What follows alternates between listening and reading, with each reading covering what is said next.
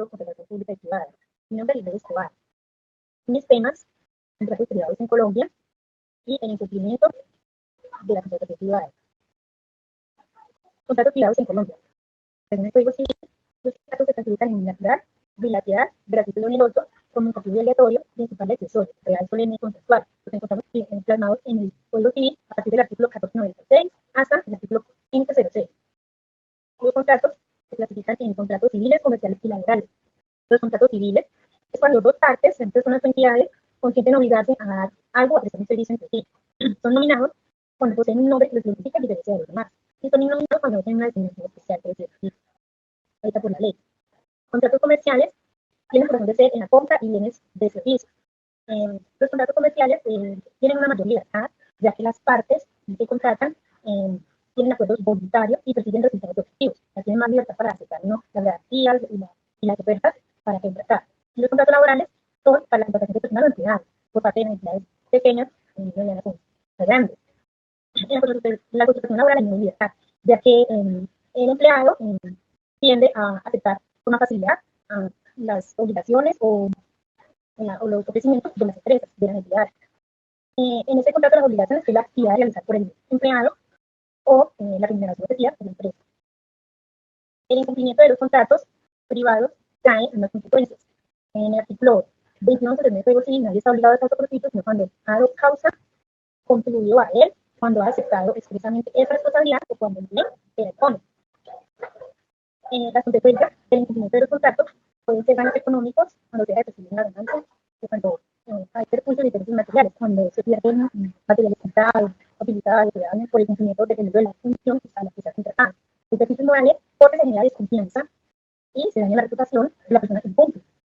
También es una consecuencia porque hay una obligación de indemnizar dependiendo de las garantías que continúan el contrato. Asimismo, se calculan los daños de las pérdidas sufridas o del bien dejado, de la ganancia dejada de percibir. Es decir, el daño emergente por eso se calcula. También puede llegar a la penalización. Ya cuando se llega a la penalización en el contrato, es una consecuencia y debe tener un acompañamiento especializado para así poder lograr una indemnización apropiada por estos prejuicios y estos daños causados en el cumplimiento del contrato de parte de la persona o entidad que lo incumplió. Muchas gracias.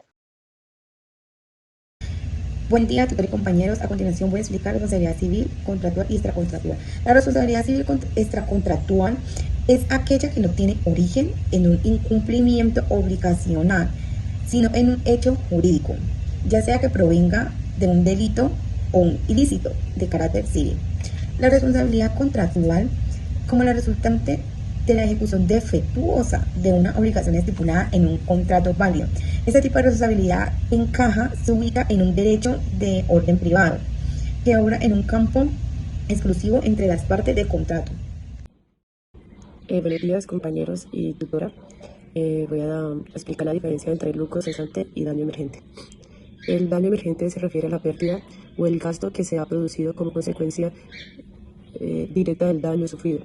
Por ejemplo, si un coche sufre un accidente y se daña la carrocería, el costo de la reparación sería considerado como daño emergente.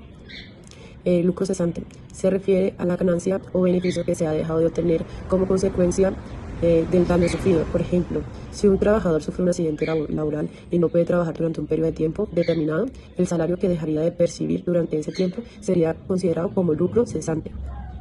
La diferencia entre el daño emergente y el lucro cesante es que el primero se refiere a la pérdida o el gasto directo que se ha producido como consecuencia del daño, mientras que el segundo se refiere a la ganancia o beneficio que se ha dejado de tener. Es importante tener en cuenta que en algunos casos puede ser difícil determinar con precisión. Hola, me presento, soy Laura y les voy a hablar sobre los principios de la contratación privada. Dentro de estos principios tenemos el principio de la autonomía de la voluntad, que es donde ambas partes consideran los términos y las condiciones del contrato. Tenemos el principio de la buena fe, que es donde ambas partes actúan con transparencia y honestidad para llevar a cabo la estipulación y la ejecución del contrato. También tenemos el principio de la legalidad, que es donde ambas partes entran a establecer las leyes de acuerdo al territorio donde van a establecer el contrato para que para evitar violaciones de contrato o evitar algunas discusiones que no se hayan establecido dentro de esto. También está el principio de la equidad, que es donde regula que hay que ser justo tanto con los términos y condiciones de la parte contratada y de la parte contratante. Estos son los principios que podemos encontrar dentro de la contratación privada. Gracias.